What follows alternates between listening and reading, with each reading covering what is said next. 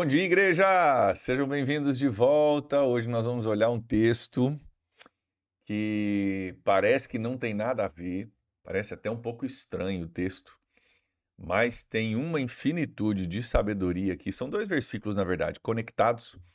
Nós vamos ler o primeiro, e o primeiro vai dar um gostinho para a gente, literalmente vai dar um gostinho para a gente, daquilo que o segundo vai nos ensinar. E como nós falamos, né, no nosso último devocional, o tempo passa, mas as tendências, necessidades e fraquezas e, enfim, equilíbrios que o ser humano precisa buscar continuam sendo os mesmos. Apesar de a gente estar lendo um texto de 3.000 anos atrás, ele ainda está falando com a gente hoje porque o ser humano continua tendo que aprender algumas lições, tendo que aprender a equilibrar algumas coisas na vida. E é justamente sobre isso que nós vamos falar hoje, sobre a necessidade de um equilíbrio. E, gente, equilíbrio é uma coisa interessante, porque se é um problema, você soluciona o problema e o problema vai embora.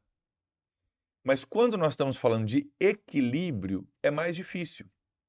Porque o equilíbrio, ele não é uma coisa estática. A vida muda, as circunstâncias mudam, nossas necessidades mudam e constantemente com isso a gente está tendo que achar equilíbrio de novo. Vou dar um exemplo que eu vi, é uma coisa boba, mas pedagógica, né?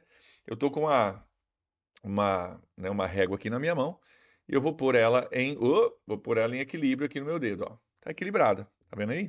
Tá equilibrada aqui no meu dedo, né?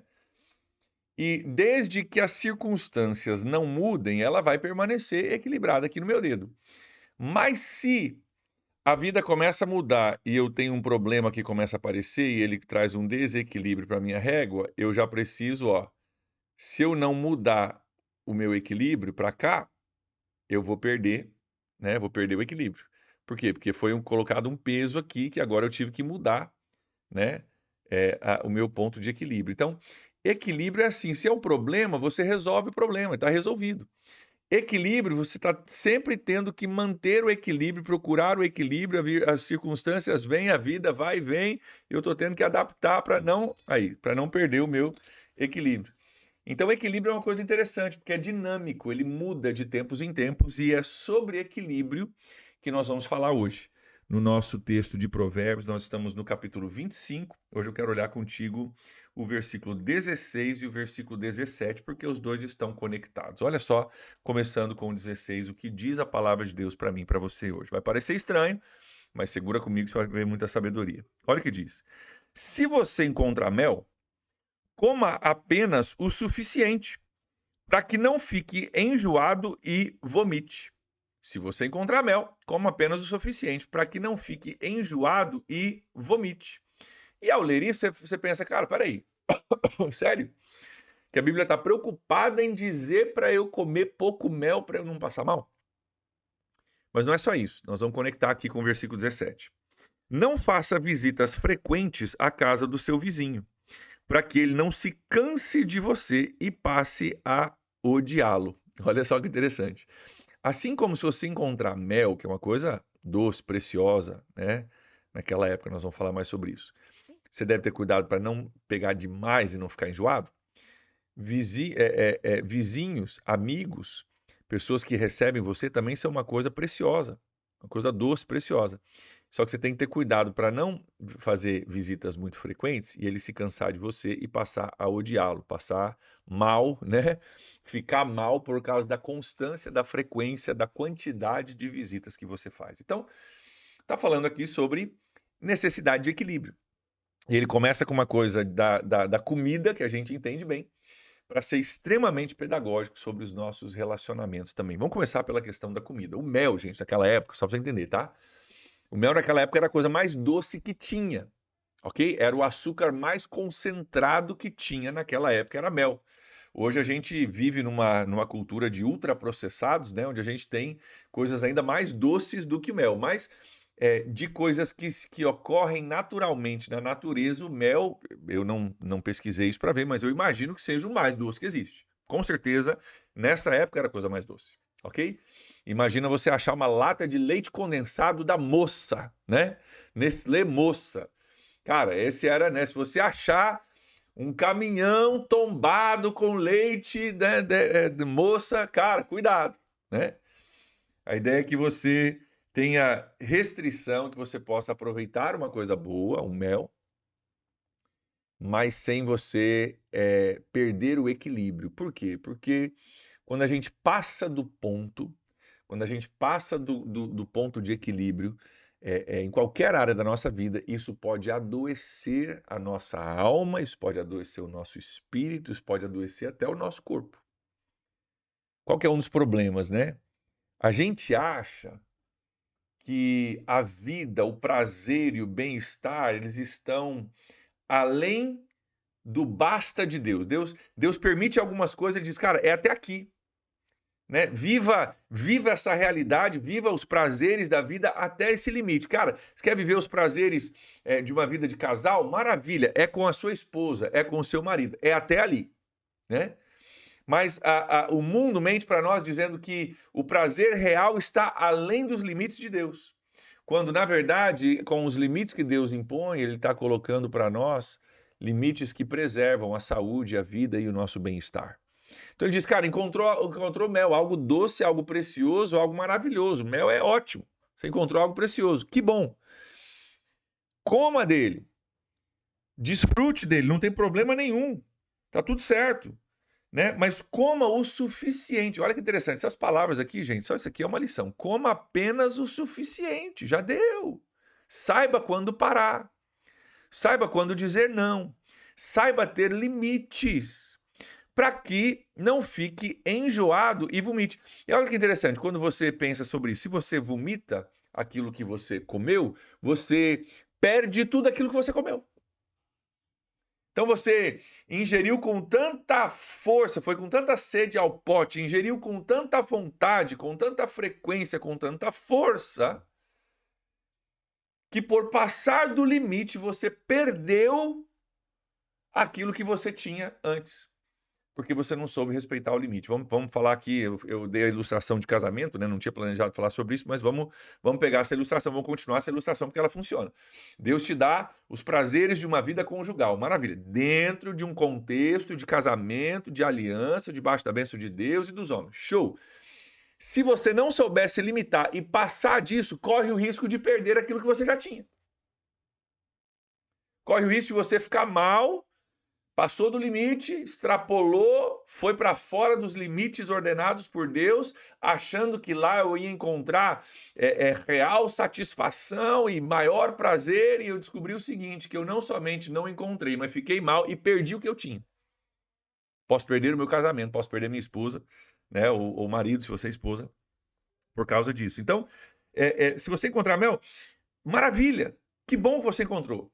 Coma o suficiente, mas apenas o suficiente, para que não fique enjoado e vomite e perca tudo que você acabou de comer.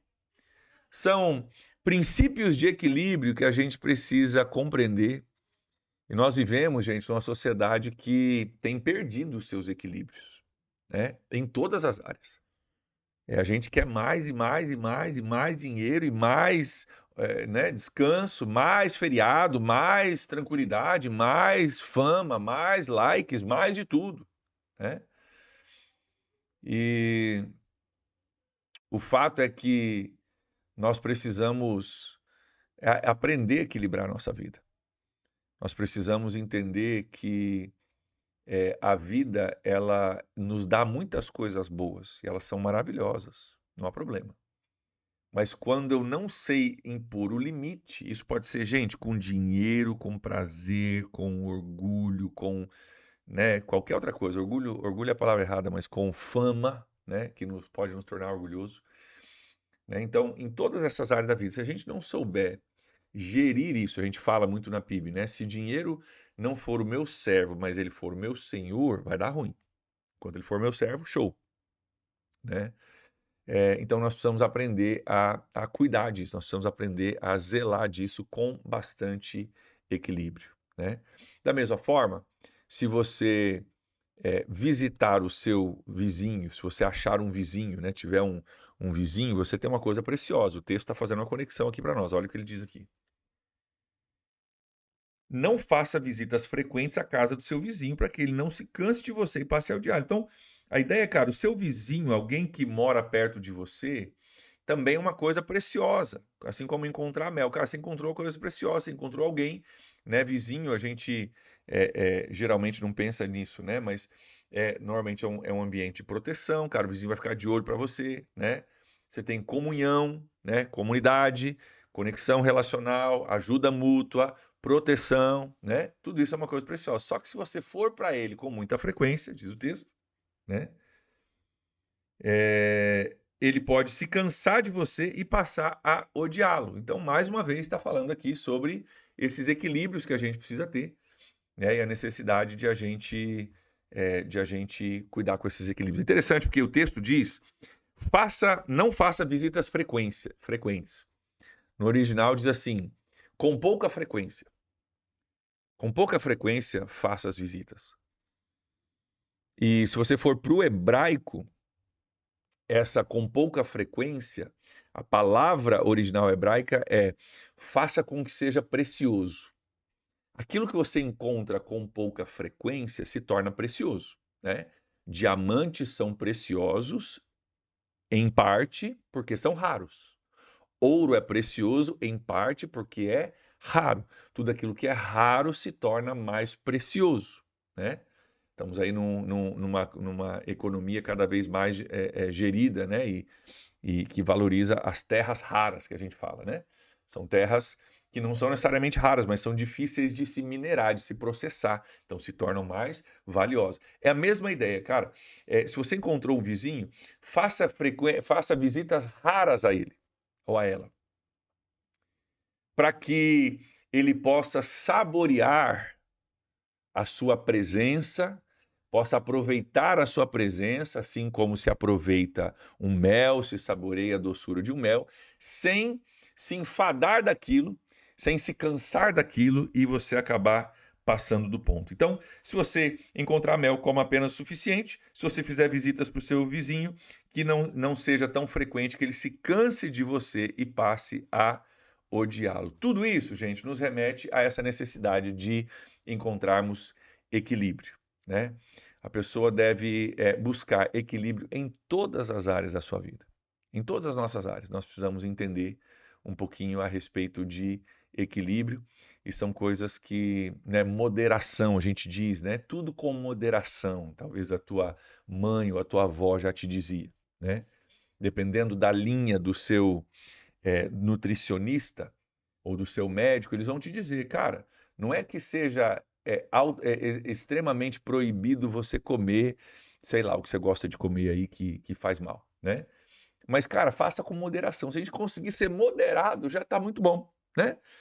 Se você conseguir, cara, fazer da Coca-Cola um negócio que você toma lá de vez em quando, já tá bem melhor do que o cara que não consegue passar um dia sem tomar, né? Então, moderação é uma coisa que nós precisamos aprender na nossa alimentação, na nossa saúde, no nosso relacionamento com pessoas, né? Na nossa busca por prazeres. Não é errado você buscar prazer na vida, gente. Sombra, água fresca, uma redinha na beira do mar, né? Uma rede na beira do mar, uma rede num lugar, né, sombreado, gostoso. Cara, todo mundo gosta disso. Mas isso não pode se tornar a minha vida, né? Ter um recurso bacana para você poder fazer coisas bacanas com a sua família, legal, mas isso não pode se tornar a sua vida. Você precisa aprender a aproveitar com moderação, né? Qual que é o problema? Que a gente acaba não conseguindo a moderação. Se você olhar lá para a história do Jardim do Éden, né?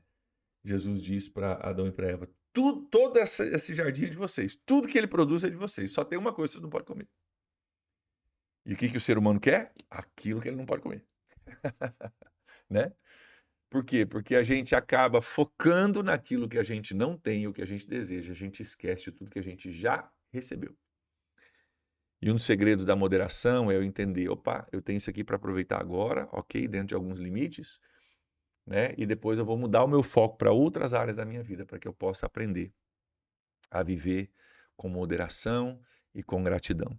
Então, a fala é sobre mel, que se torna pedagógico para a gente aprender sobre relacionamentos pessoais. Mas eu queria pegar esse princípio e aplicar ele, pensar nele em todas as áreas da nossa vida. Que a sabedoria de Deus nos ensina a moderação.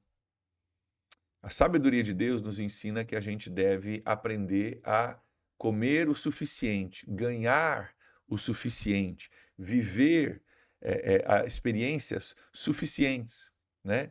Ter coisas, mas dentro de um ambiente onde eu ainda sei o que é suficiente e o que já passou, né? E que nós possamos aprender isso no mundo de excessos, no mundo de ostentação, no mundo de sempre querer mais, que nós possamos aprender até onde é suficiente. Sabe por quê? Pessoas contentes, de fato contentes, contentamento, não vem de ter tudo que você poderia ter, porque esse número é infinito. Contentamento vem de aprender até onde que é suficiente. E, poderia ter mais? Poderia ter mais, mas eu já tenho o suficiente. Suficiente para poder ser bênção na vida dos outros, suficiente para poder ser feliz, suficiente para prover pela minha família, suficiente para eu poder me alegrar, poder ser generoso com outros. Isso é suficiente. O contentamento, ele vem de um entendimento de que eu já recebi mais do que suficiente de Deus e que nós possamos aprender esse equilíbrio, esse contentamento. Amém, gente? Vamos orar? Deus, nós oramos hoje em nome de Jesus, pedindo para que o Senhor nos ensine esse princípio. Um princípio escrito há 3.000 anos atrás, mas que, meu Deus, fala com a gente hoje. Nos ensina ainda hoje. Como nós precisamos aprender. Deus, Espírito Santo de Deus, eu oro para que o Senhor aplique essa palavra ao nosso coração, nos dando compreensão daquilo que estamos sendo ensinados. Nós te amamos, Deus, entregamos a Ti o nosso dia, pedimos Tua bênção sobre ele. Em nome de Jesus nós oramos. Amém. Amém, gente. Deus abençoe vocês aí. Um grande abraço. Nos vemos na próxima. Tchau, tchau.